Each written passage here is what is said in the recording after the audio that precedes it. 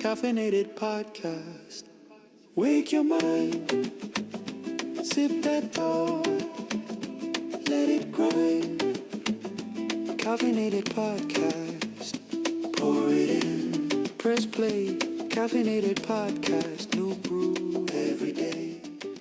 አቦል የሆኑ ዜናዎችን በዴልቲ ተዘጋጅቶ በካፍኔትድ ቴክ በኩል ይዘንላችሁ መጥተናል።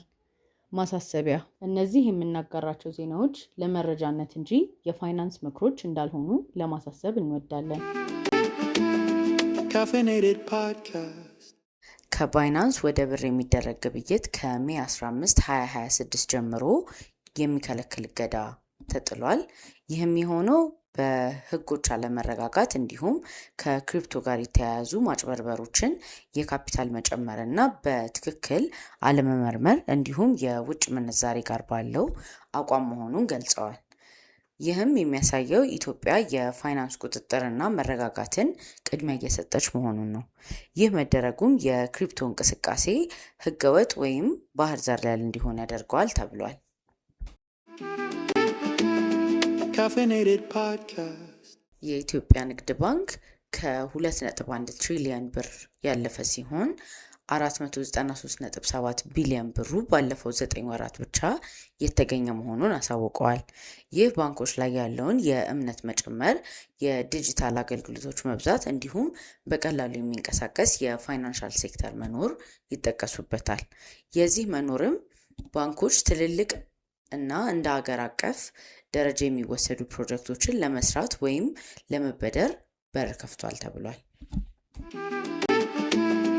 Caffeinated podcast. የኢትዮጵያ የመጀመሪያው የግማሽ ዓመት በጀት ላይ እጥረት የደረሰ ሲሆን ይህም 93.3 ቢሊዮን ብር መድረሱን አሳውቀዋል። ይህም የሆነው በፊስካል ግፊቱ ምክንያት ነው።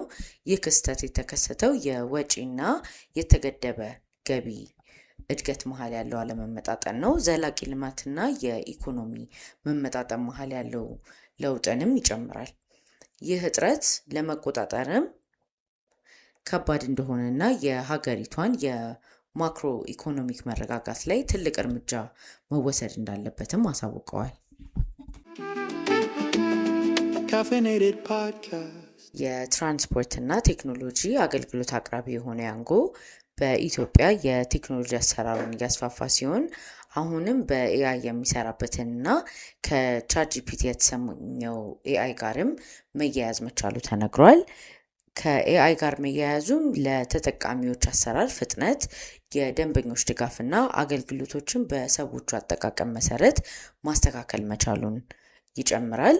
ይህም ኢትዮጵያ ውስጥ ያለው የቴክ አገልግሎቶች ፍጥነት እያደገ መሆኑንና ባለድርሻዎችም ፈጣንና ከኤአይ ጋር የሚሰሩ አገልግሎቶች ስለመብዛታቸው አንዱ ማሳያ ነው። ለዛሬ ያዝነውን ጨርሰናል።